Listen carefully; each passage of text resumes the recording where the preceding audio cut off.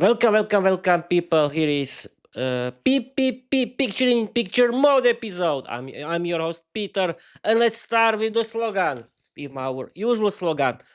Uh, that's people. It's my own slogan, and we can start. Learn English, be successful, change your life, open a lot of doors, create your own podcast, write your own novel.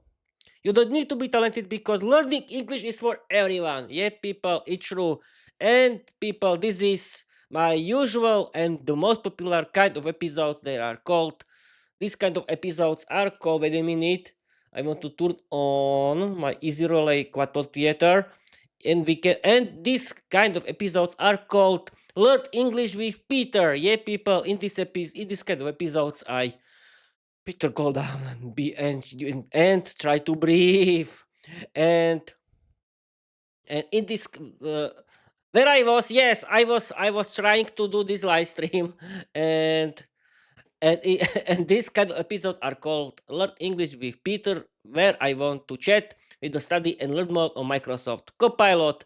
And in today's uh, English grammar uh, word, we are going to learn with the study and learn mode on Microsoft Copilot modal the part of English grammar that it's called modal verbs for I don't know how are called. Wait a minute.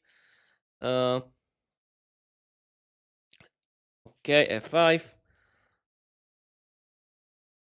How are I don't know. I don't know.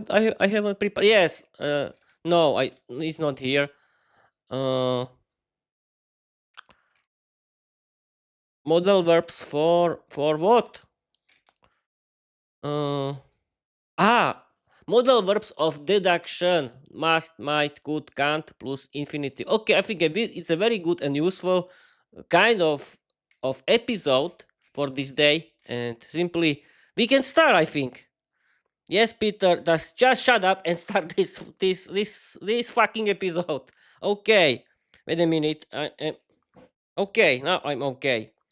Uh,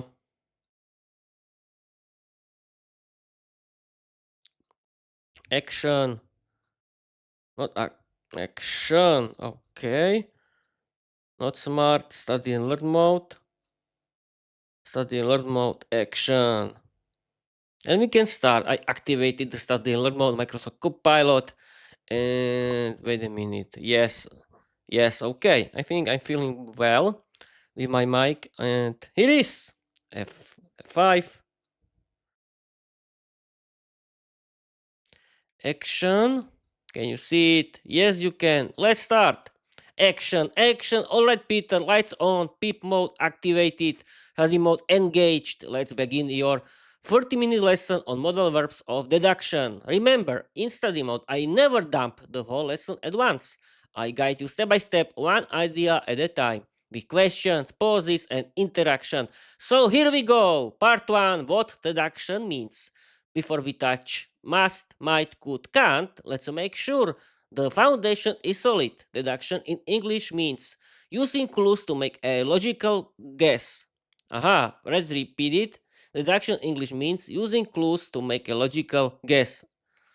I was thinking about something else. This is the main reason why I'm reading it again. But okay, example idea, not the grammar yet. If the lights are on, or Peter, what are you reading? Just repeat. Just repeat. If the lights are off and the door is locked, the shop is probably closed. Now your turn. What do you think deduction means in your own words? Just a simple explanation. Anything you feel fits. I think it's like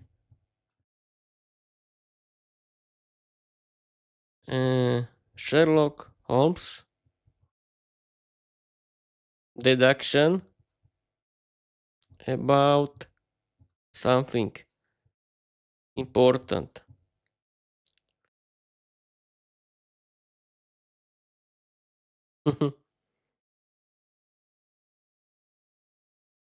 Well, we'll see. We have to wait for the answer. 5. I think it's like Sherlock Holmes' deduction about something important. Exactly, Peter. That's perfect instinct. Sherlock Holmes is the king of deduction, isn't he? And you just connected the idea beautifully. Let's build on that. One small step at a time. Study about style. What do you said? It's like Sherlock Holmes deduction about something important. Yes, that's the spirit of deduction. Looking at clues, thinking logically, making a smart guess. Now let's shape it into a clean English explanation. One small improvement. Try this idea. Deduction is when you use clues to make a logical guess. Now I want to check your understanding with a tiny question, just one. If you use footprints in the snow, what logical guess could you make? Um,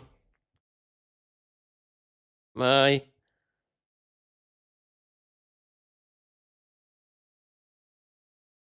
my feet are cold. my neck, my naked feet are cold. Why not? It's to be funny.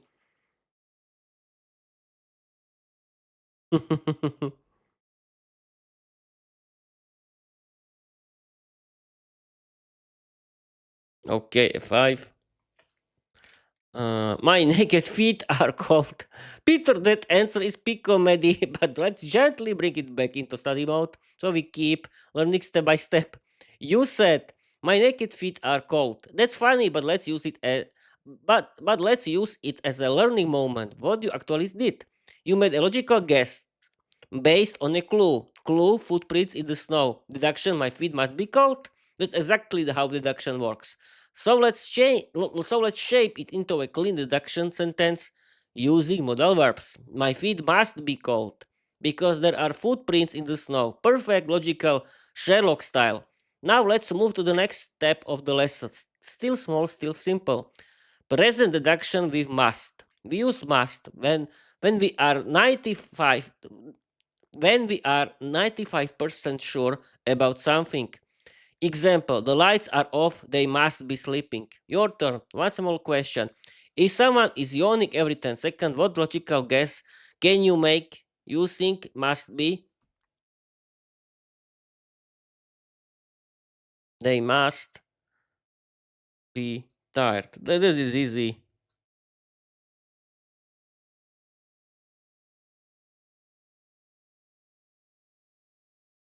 Okay, we have to wait. Your turn like me now. Peter, this is not the yawn is sleepy edition. Just wake up, and because you have to uh, do clown of yourself for the highest reason that is learning English. Let's do it. They must be tired, not fired. They must be tired. Yes, Peter. Perfect, perfect deduction. Short, clean, logical. Exactly what a C1 student would say. They must be tired. You used must plus be correctly to show you are 95 percent sure based on a clear clue. Yawning, beautiful. Now your brain is warmed up, so we can take the next tiny step in the lesson. Part 2, might and could for maybe. Now we move from strong certainty to possibility. We use might or could when we are not sure but it's possible. Example, he might be hungry, she could be at the cinema. Not strong, not weak, just maybe. Now your turn. One simple question. If someone is looking at their phone and smiling, what logical guess can you make using might be? Viera might be flirting with Peter.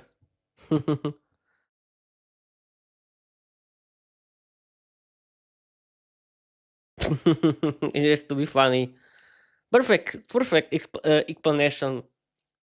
What do you think, people? You can say people who is Viera. You have to know who is Viera, of course. You have to be sure who is Viera. Okay, people. Viera is a main character of my novel Viera the Vampire Diary. But let's return. F5. to this English lesson created by Microsoft Copilot. Viera might be flirting with Peter. Peter, the answer is legendary, and it also shows you understand the grammar perfectly. But now we stay in study mode, so let's analyze your sentence step by step, one idea at a time. Your sentence, Viera might be flirting with Peter. This is exactly how might be works. It's a possibility. You're not 100% sure. You're making a logical guess based on a clue, smiling at the phone. So your grammar is spot on. Now let's move to the next tiny step in the lesson. Part 3. Can't be for impossible. We use can't be when something is impossible based on the clues. Example: it's sunny, it can't be raining. He is in Japan, he can't be at home. Now your turn. One small question. If someone is laughing loudly but the room is completely empty, what logical guess can you make using can't be? Hmm. He can't be healthy. He can't be healthy. Yeah, why not?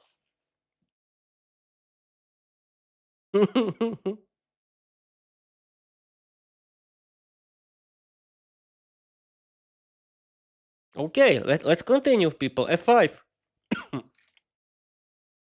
He can't be healthy. Peter the Dancer is hilarious.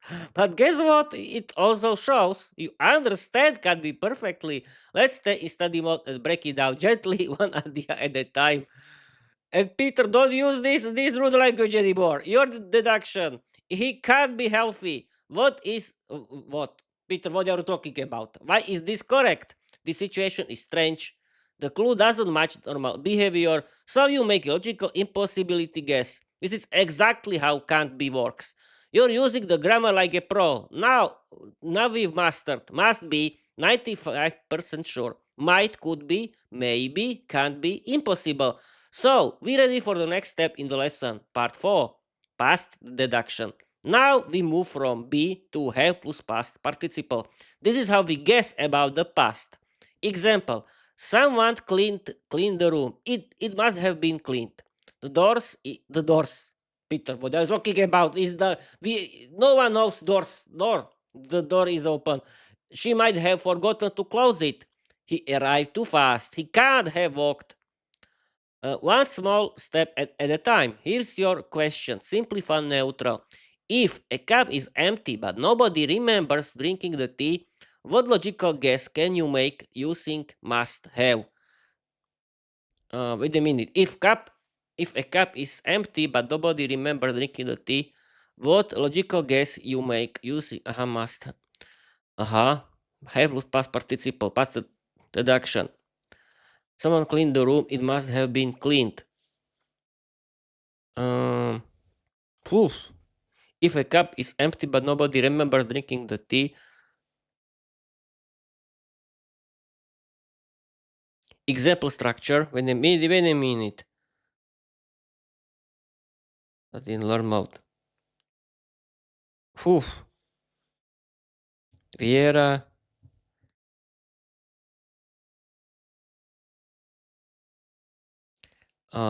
It must have been cleaned. She might have been. He can't.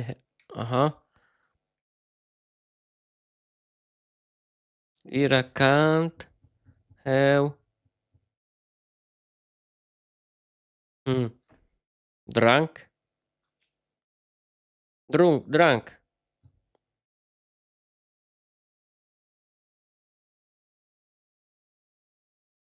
Used it or used it? Yes, used it. Yeah, people used it. Viera can't have used it.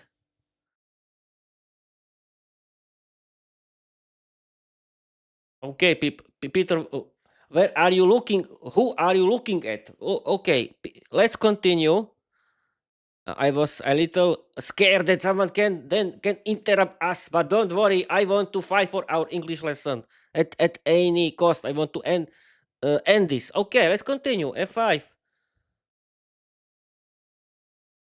Vera can't have used it. Peter, you are unstoppable today. And the best part, your sentence is grammatically correct for past deduction with impossibility.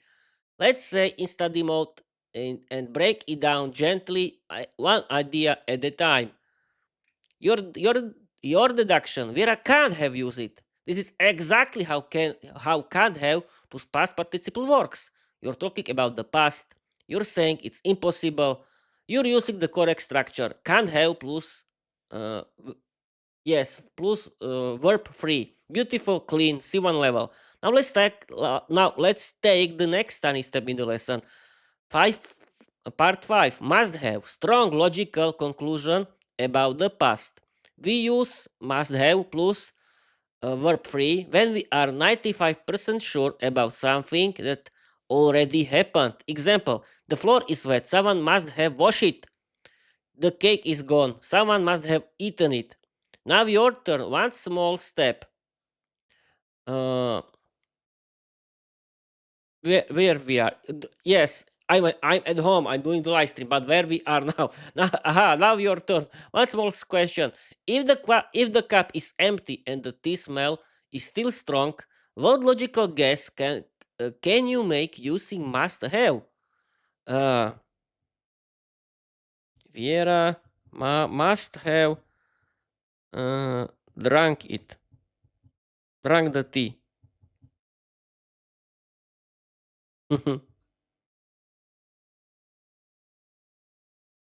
Yeah, I hope that the verb free is correct. The past participle is correct, but who cares? Who cares? It's Peter. It doesn't matter. Okay, and Peter, don't be shy. Don't be shy. You are talking perfectly. You are not A0 cute little student. And you are not using this your favorite clown mode. Okay. Uh, Okay, where we was? Yes, Peter, just continue. Just don't talk rubbish. F5. Vera must have drunk the tea. Peter, yes, perfect. You used must have plus past participle exactly the way a C1 student should. Let's stay instead in study mode and break it down gently, one idea at a time. Your deduction: Vera must have drunk the tea. Why is this excellent? You're talking about the past. You're 95% sure based on the clue. The cup is empty plus this smell. You use the correct structure, must have plus verb free, drunk. And you kept it fictional, perfect for our lesson. This is exactly how Sherlock Holmes would speak if he were teaching English. Now we were now we move to the next tiny step in the lesson. Part 6 might have past possibility. We use might have plus verb free when we want to say something was possible but we're not sure. Example: he might have left early. She might have forgotten her keys. They might have taken the wrong bus. Now your turn. One small question. If the window is open but nobody remembers opening it, what logical guess can you make using might have? Oh, might have. Past possibility. And when we want to say something was possible but we're not sure. If the window is open but nobody remembers opening it, uh, what logical guess can you make? Uh, aha, Viera, Viera might have opened the uh, uh might have opened what? Window, yeah.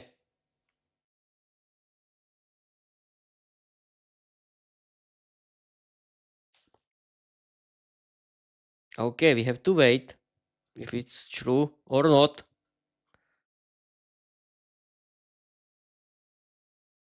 Okay, F5. Viera might have opened the window. Beautiful, Peter. You're moving through this lesson like a true study mode champion. Let's stay in the rhythm. One idea, one step, one deduction at a time. Your deduction. Viera might have opened the window. This is exactly how might have plus past participle works. You're talking about the past. You're expressing a possibility. You use the correct structure. Might have plus past participle or verb free opened, and you kept it fictional. Perfect for our lesson. You handling present and past reduction like a pro. Now we're ready for the next study step in the lesson. Part 7, quick comparison. Let's check if you can feel the difference between must have, 95% sure, might have, maybe, can't have, impossible. Here's a simple situation. A mysterious cake has disappeared from the table. Now, I'll ask you one small question. Give me one sentence with must have, one with might have, and one with can have about the missing cake. Example structure. Okay, I don't know if I want to do it. Wait a minute. Aha. I we I'm streaming. Uh, I have been streaming for 20 minutes, 21 minutes, and it's I think that's it. Uh, I can do this. I don't know. I don't know. Aha. Give me one sentence for we must have, one we might have, and one we can't have. Aha. A mysterious cake has disappeared from the table. Uh-huh. Yes, Viera must have eaten it. Viera must have eaten it. Peter might have stolen it. Yeah. Um, it can't have disappeared. Disappeared without reason.